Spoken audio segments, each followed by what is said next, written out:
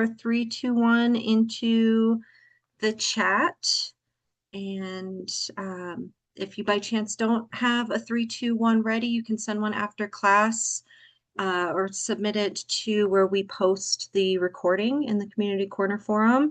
I know that we're all still getting adjusted to the course layout and how we do Zooms and everything. So don't worry if you don't have it. Some of these first few weeks will, we'll make it work. So let's see. If you have any questions, also, I was hoping that we could take some time at the end of the class today to go over some things before we go into another flex/break week next week, so that everybody that's in residency right now, as they're returning, they have time to come back and everything. So that's why we have these breaks going on right now. This isn't normally how the schedule goes, coming into it and immediately going into break and then coming back to class, going back into break, things like that. So it'll start to become every week normal after this. So anyway, we'll set aside some time at the end to go over any questions you might have before we take a break for 2 weeks. So let's see. All right, we've got some 321s coming in. Thank you. And so I sent out an email a little while ago with a breakout room question in it, and I was hoping that we would have time to have the breakout room this week so we can start getting accustomed to having those happen. So I was thinking that we could start off by diving right into a breakout room. And since we do have a smaller amount, maybe we'll just have 2 breakout rooms for this evening to have everybody discuss the question that I had put in the email. Since we're talking about science this week, there was a video that I wanted to share with you, and I will do my best to make the sharing and the sound transfer over as smoothly as possible. So let's see, we'll play the video and then I'll post the question into the chat. So let's see, share the screen.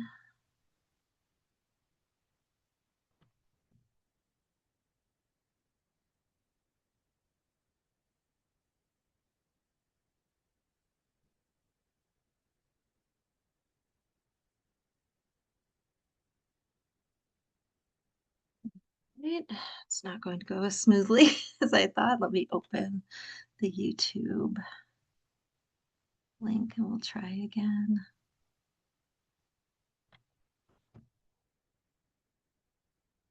Okay, there it is. All right.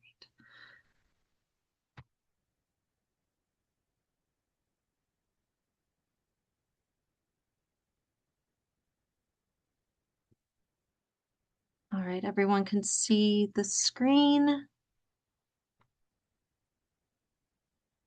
Yeah, everyone can see the YouTube. Okay, and let me make sure I get the share the computer sound. And once it starts playing, give me a thumbs up if you can hear the sound. Here we go.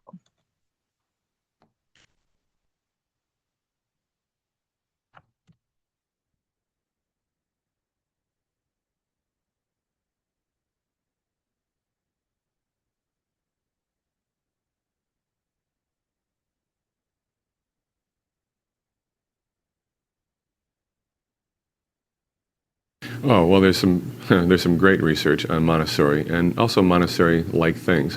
For sure, the Sound? Anybody? Yeah? Okay, great. place that everyone needs to start is Angeline Lillard's article published in Science in the fall of 2006.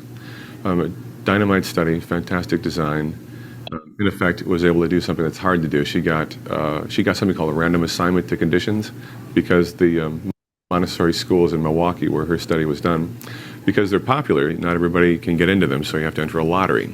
And she was able to essentially compare the lottery winners, those who went to the Montessori school in Milwaukee, with lottery losers, the people who ended up going to lots of other schools, some of them very good schools, without question. She was able to compare how the kids who went to the Montessori school did to kids who went to, these other schools. And, just on these, the sort of things that Montessorians would hope to see. She saw all of it. She saw academic benefits. She saw, particularly in things like creativity, self-expression, their sophistication of language use and writing. But there are also some things that, if we take a minute and think about how, well, what we want for our kids from an academic or from a school experience, things like socialization. I mean, there were clear differences in basically how kind they were to one another and how collaborative they were in their style of play. One of the things that she talks about that I kind of resonate with is she talked about the difference in the amount of a kind of playground activity that was called ambiguous rough play. We can all think of ambiguous rough play, what that looks like, and that's when you have two young children who are playing, and it's rough, and you really can't tell if they're enjoying it or not. Something's going on here, and they're getting a little bit amped up, and it's maybe going a little bit over the top,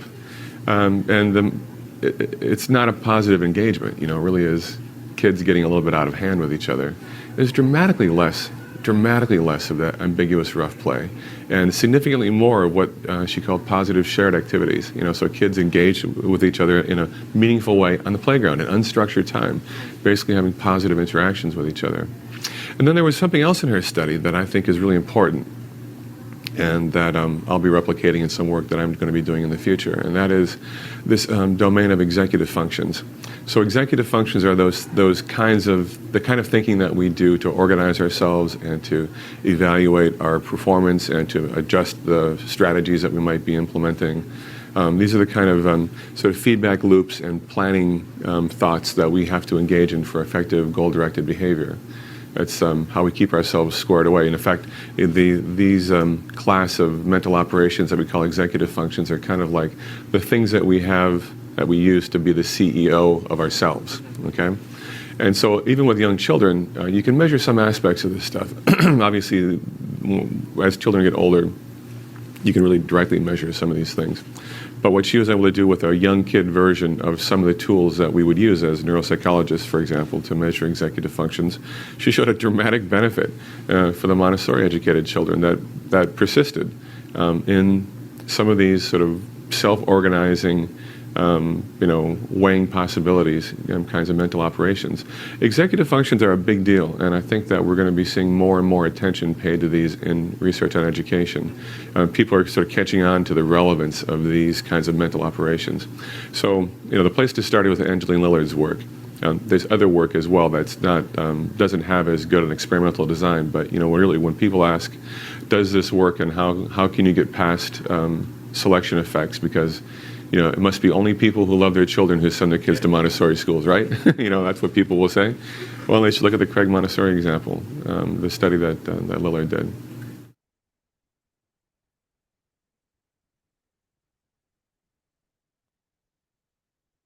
Right.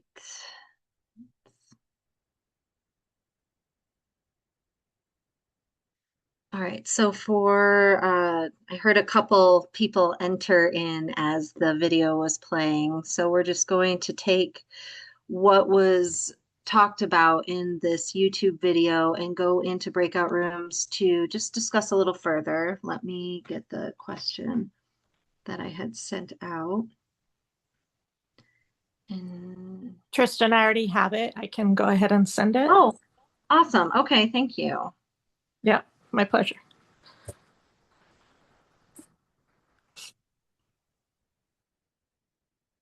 Great. So Lisa just put that in the chat. So these are the things that we want you thinking about when you are in the breakout room to answer some of these questions, and maybe that will prompt further discussion. We're not looking for a right answer to any of these, but just what thoughts come up when you think about this. So children are constantly absorbing their environment, and their earliest experiences help shape their developing brain. As Montessori educators, we cannot control everything a child experiences outside of school, but we can intentionally prepare an environment that supports healthy development. Montessori's first Casa di Bambini served children living in poverty. How do you think a Montessori environment can help support children whose early experiences may be affected by poverty, family stress, or other life circumstances? What aspects of the prepared environment do you think are the most important and why? And so that last part, especially, there are so many aspects that we find important, and maybe it'll come from your own personal experience in the classroom that you have recognized as being really important to the children's development. So I'm just curious to know what all of your thoughts will be after you have your discussion. And maybe we'll have you all go in for about 15 minutes or so to talk about this, and then we'll come back and have a discussion. All right, and Lisa will All have right. those I'm going rooms, to go ahead and open all the rooms and both groups coming in. almost every. Oh, we've got a few seconds. Oh, well. I hit record a few seconds early, so we'll just sit here being recorded. That's okay. All right, yeah, I guess there's one room left. Yeah. Return. Well, hopefully you all had good conversation while you were in there. And Room one must be because they're still not back yet. yeah. All right. And I forgot before we went into the breakout rooms to ask you to have a spokesperson. So if there's anybody who just wants to share in general some things that you talked about, or if you feel comfortable sharing it. Hi, everybody. Welcome back. I was just mentioning, I forgot to say to designate a spokesperson for your group. So if anybody is feeling like they want to be the person, looks like Kaylee, you are ready. So I will let you share for group or room 3. I didn't mean to cut you off. I was just getting ready. Oh, sure, sure. So in our group, I think we kind of landed on the key. Let me read the question. We just talked about this. I have to read it again. I guess the key things that you would need would be are the most important in the environment. That was the question. Are consistency, and the structure, and so that the children know what to expect. But I think we really landed on consistency because we expanded not just, children know our routine, they know when we will have certain things, etc. It's also the consistency of the teacher. They know what to expect within us. They know how we will react. And that leads us into, the trust. And that's kind of the foundation of everything is a child that is trusting you and feels safe with you is, a happy child that will thrive.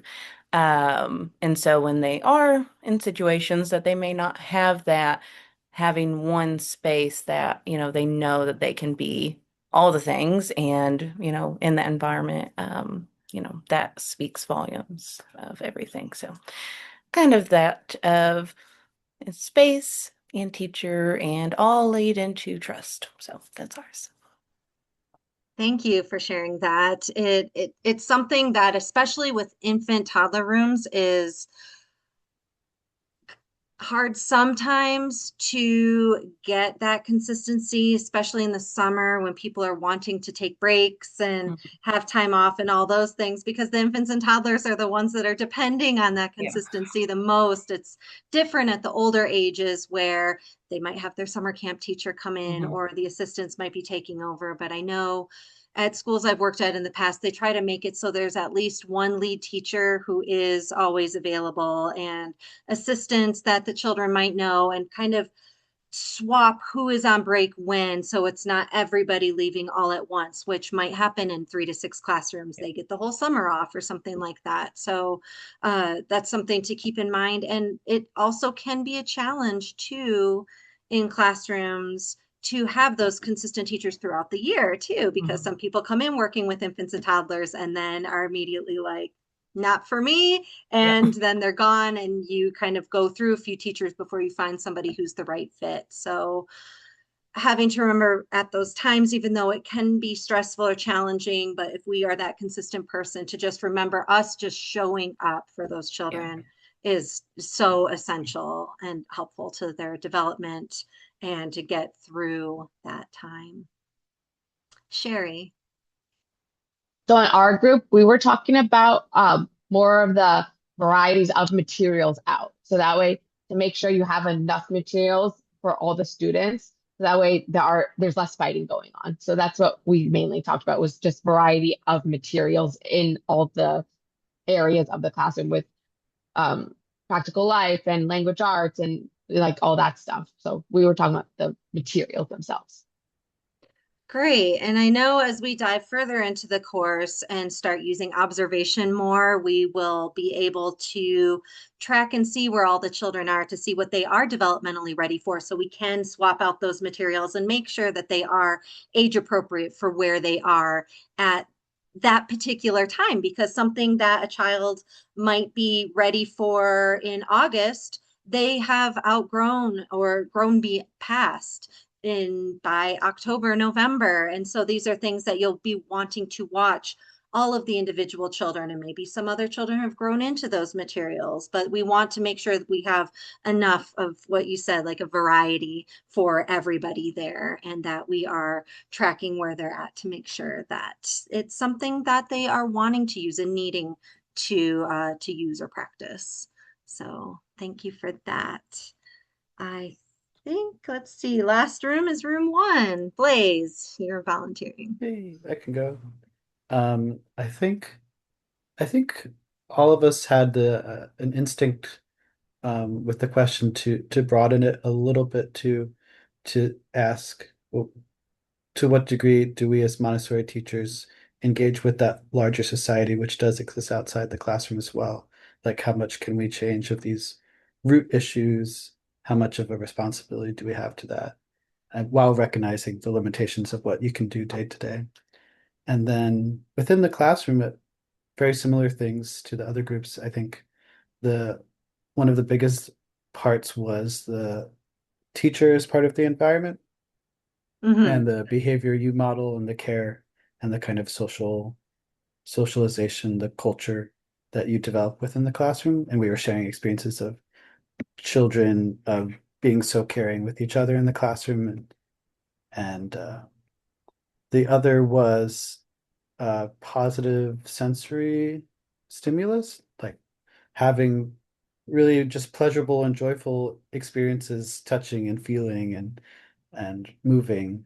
And we talked a lot about outdoor space and being outside as this thing that even as teachers we can feel ourselves when we go out under trees or on the grass, really just in a different mental space. Yeah.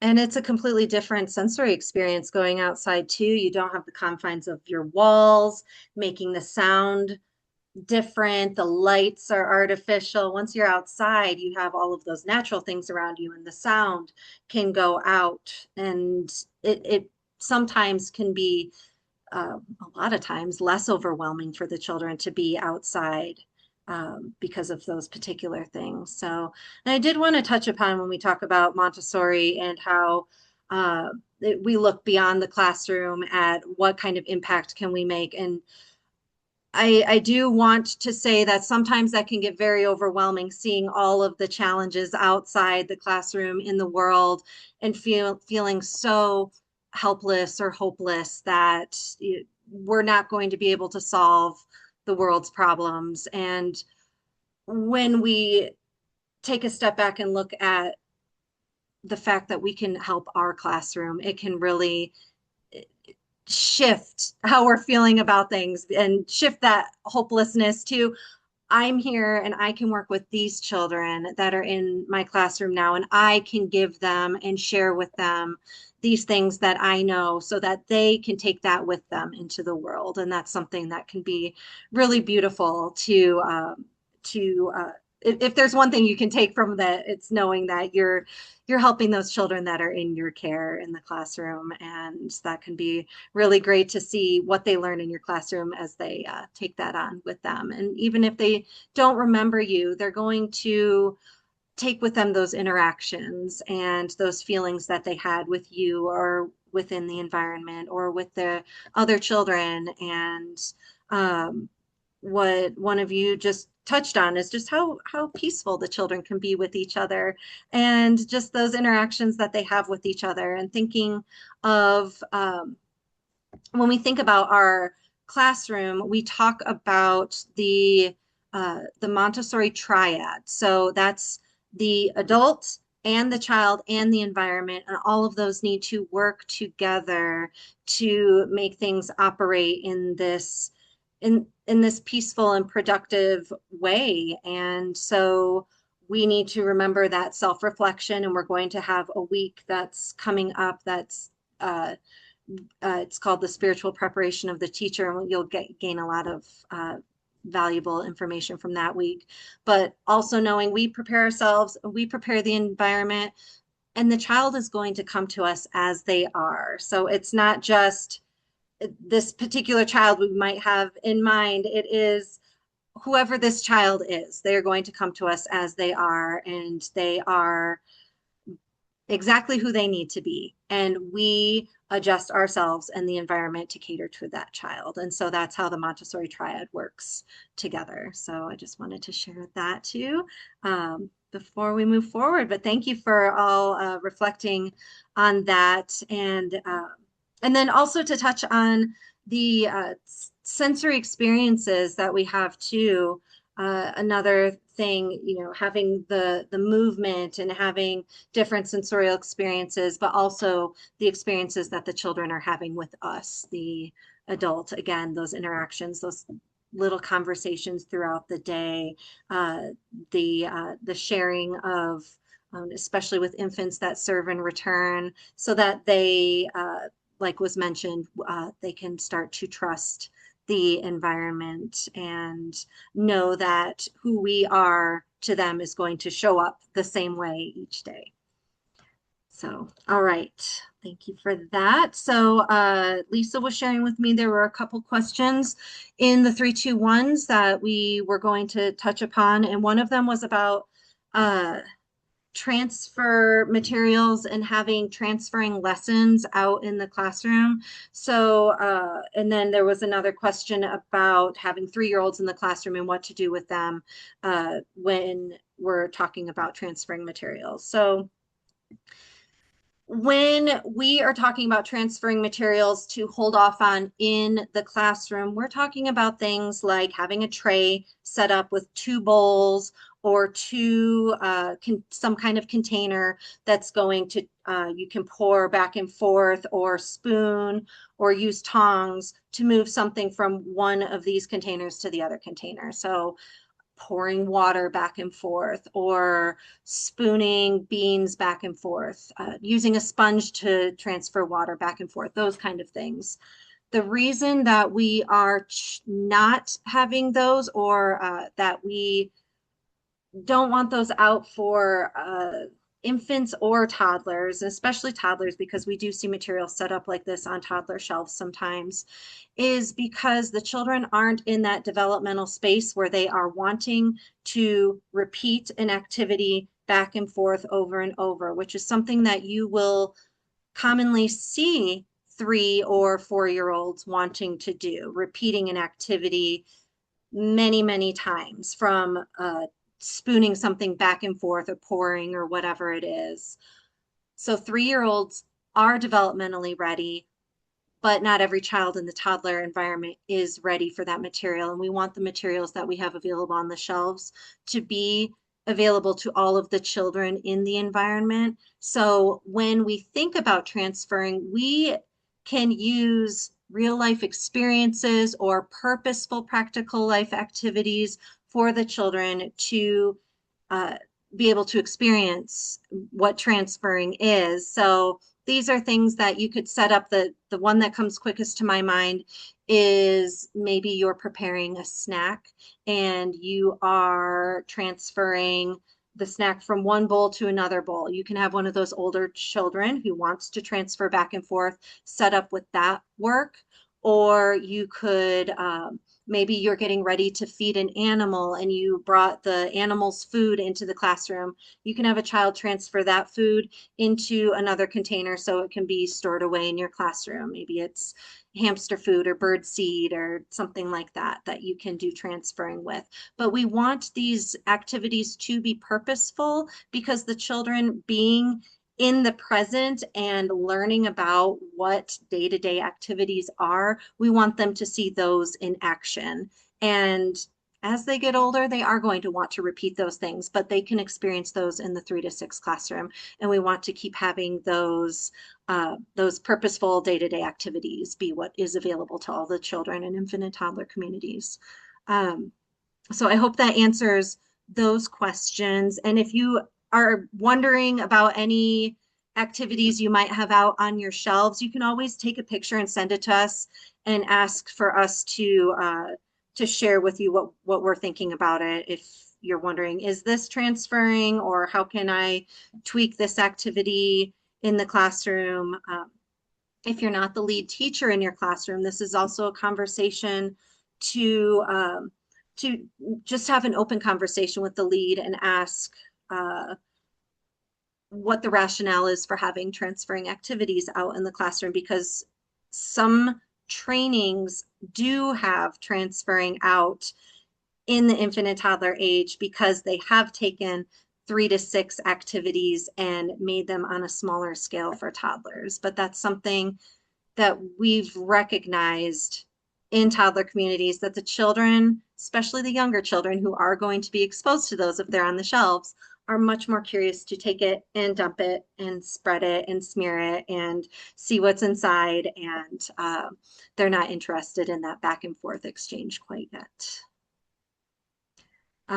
Lisa, do you have any other suggestions for things that older children could do for transferring type activities that are available for like a big activity? Yeah, you pretty much touched on the outline of what I do. So what I always try to do, and this is what I struggle with, because I do, and I will again this year. Last year I did as well, where I had a much older classroom, and I'm batting my head against a wall right now that I don't feel it's the appropriate environment for children who are much older, starting much older.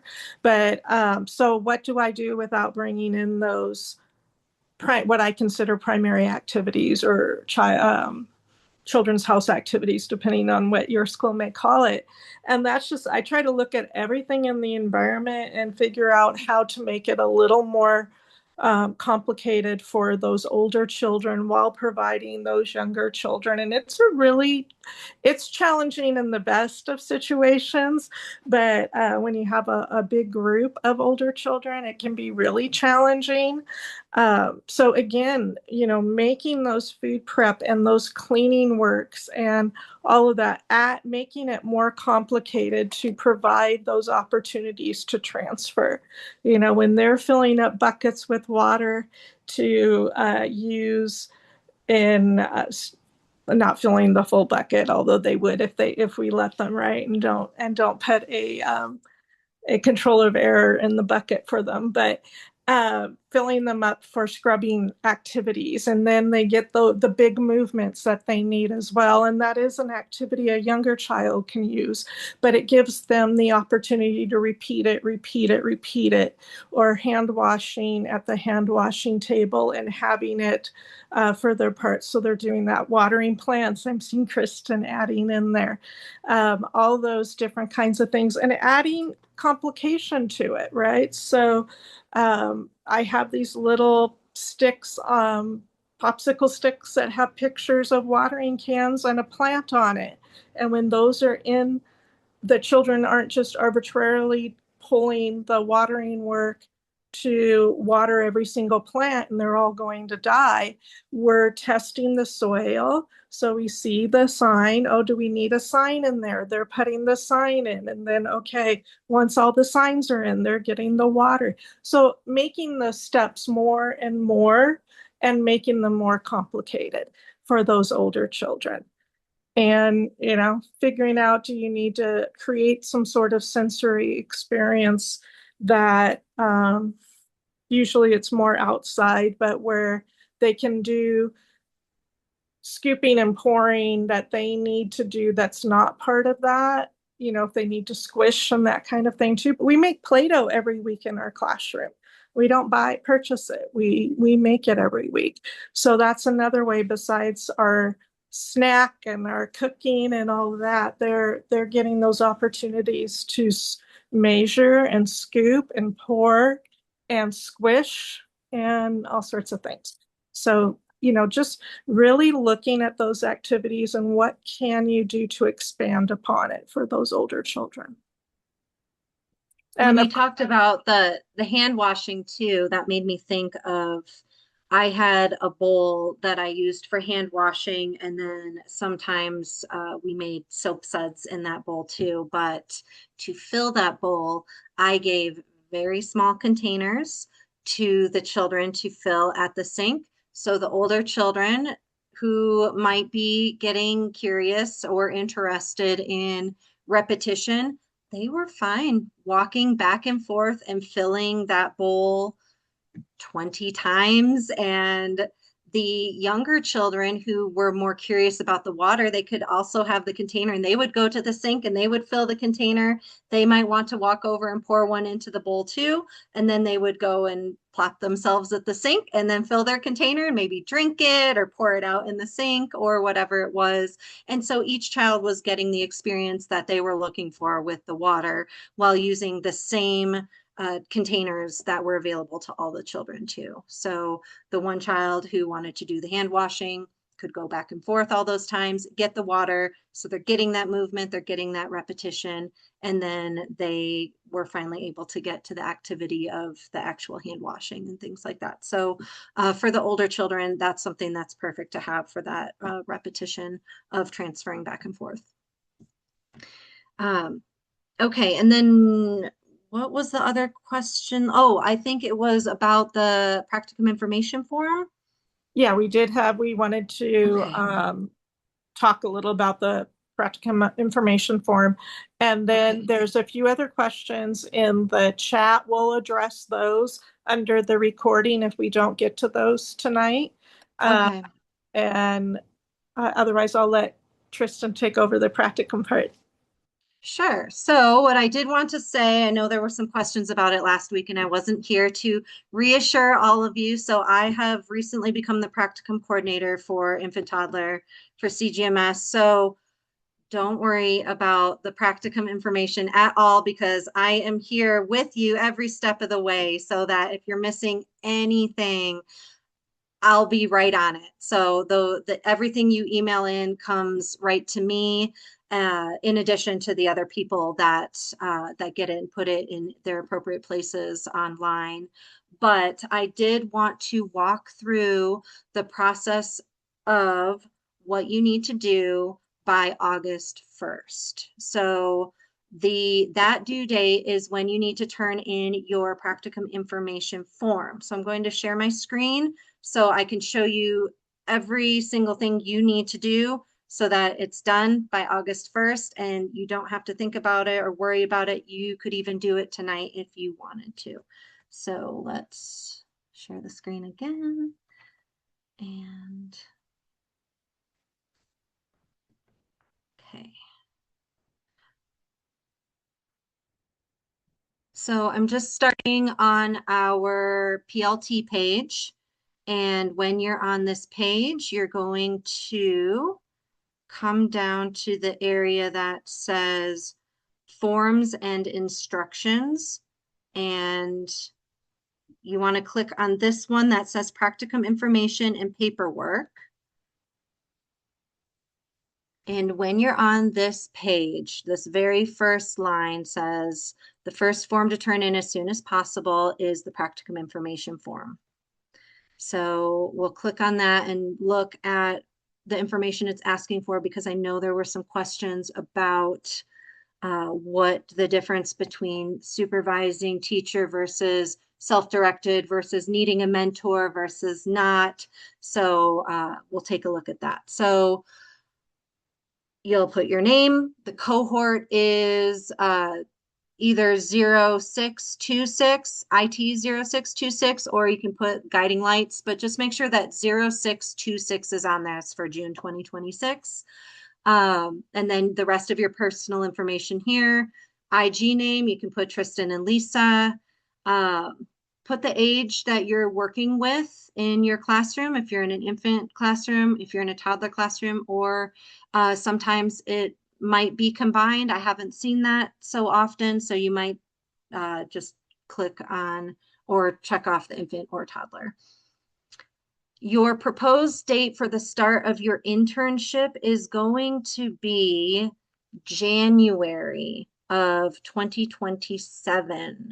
So even though we're starting a school year right now because we just started this cohort, we give you some time to acclimate to the course before we do that deep dive into the practicum work. So January 2027 is when you are starting your internship. And then how many hours you're expecting to work. So what is your daily schedule? Put in your school's information, your head of schools, their information here. And then this part down here. So this is what some people were wondering about, the mentor on site. If you're a supervise, or if you have a supervising teacher, do you need a mentor? If you're self-directed, what's going on? So if you are supervised, meaning you have a lead teacher in your classroom, that person needs to have at least 2 years post-certification experience. So meaning if they got their certification in July of 2024, they can be counted as your mentor and your advisor kind of during that time that you are in your internship or the practicum year. So from January 2027 to December of 2027. If the person that you are working under does not have that certification, if they haven't been certified for at least 2 years, you are going to need a mentor, and that person can be somebody who works at your school. Maybe your school has a coach on site who has an infant toddler credential. The most important thing is they just need to have an infant toddler credential for at least those 2 years. Your school can hire whoever they want to if you have a person that is qualified for that. If not, CGMS, we do have what's called a coach, and that coach would fill the role of mentor and what would be your practicum advisor. So this is a person that you would be meeting with monthly.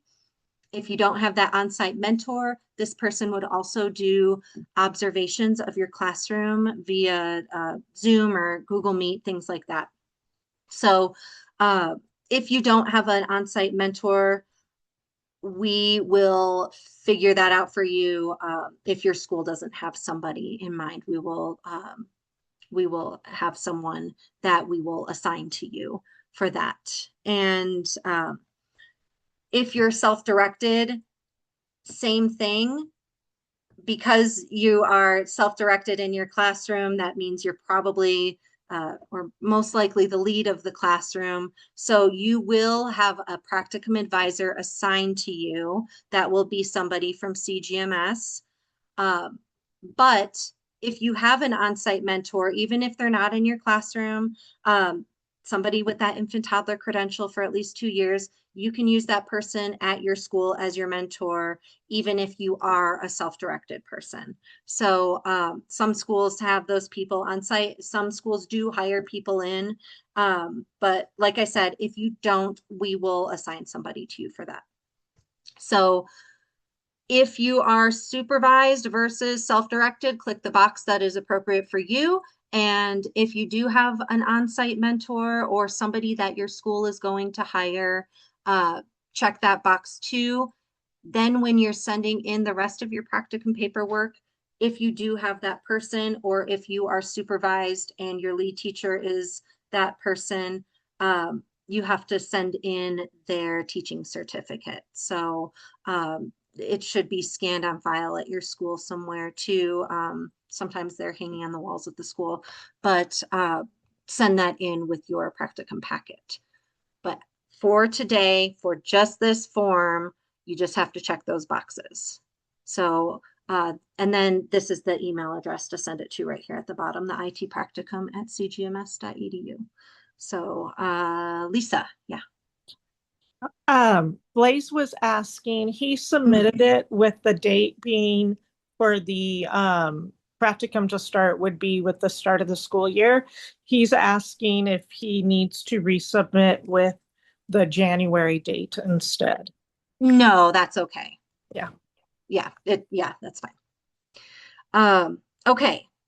Was that the only question that came up in the chat? I don't see the chat right now. I need to stop sharing my screen. So that's the only form due by August 1st for practicum. Yes. Yes. And is it where exactly do we have to submit it? So that the email address that was at the bottom, just send it to that email address.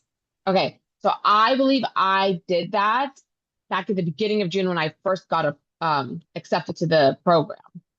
Okay. So do you have And that or should I send it again? I'm the person that will be going through the Dropbox and looking, but I'll go and look for yours right now. And if I have it, I'll email you and let you know that you're good to go with your practicum Okay. information form. Because I have a saved copy on my computer, so if you need me to just email it to you again, I can. Okay, great. Okay. And then in October, once everything is kind of solidified for the school year, you know, a little more in-depth information about uh, the classroom you're going to be in, if you have a supervising teacher, who they are, the credentials that I was talking about, if they have their teaching certificate. Head of school has to sign off on some things too. Those are the things that are due in October. If you have them done earlier, you of course can submit them in. We just know that some people aren't in school right now, and so they might not be available to meet with their head of school and have them sign the form yet. So that's why we have it a little later. And so it's a little closer to the actual practicum, because sometimes at the beginning of the school year, things might change, like, oh, you might be in a different classroom than you thought, or you're not working with that supervising teacher, or that mentor is not available. So we just want to make sure everything is situated. So when you do start the practicum in January, it's as close to that time as possible. And then that allows us to, the sooner you get it sent in, the sooner it will be that you get assigned, if you need a coach or if you need a practicum advisor, that you can start working with those people, because you'll get to kind of deep dive into things that you might have a lot of questions about. They can help you with classroom setup and things like that. And sometimes Lisa and I are practicum advisors. It might be a different person who is also an infant toddler guide for CGMS. So we don't know who it will be for sure yet, but the sooner you get it in, the sooner we can get that arranged. All right, and I just saw that it is already time. We are already at the end. I hope that answered the questions for that. If you have any other questions about anything else practicum wise, or if you're into the practicum packet and have any questions about that as you're filling it out, I'm the person to reach out to for that. So you can definitely send me an email, and I'll help you get that submitted. All right, well, let's end with our universal greeting. Right, so I offer you peace. I offer you friendship. I offer you love. I hear your needs. I see your beauty. I feel your feelings. My wisdom flows from a higher source. I salute that source in you. Let us work together. Thank you, everybody. Have a great rest of your evening, great weekend. Next week is a break week. We will not have class. So we will see you on Zoom again in 2 weeks. And but of course, Any questions, anything, please email. All All right. right. Good night, everyone. Good night, everyone. All right. Nick, yeah. I just had a quick question.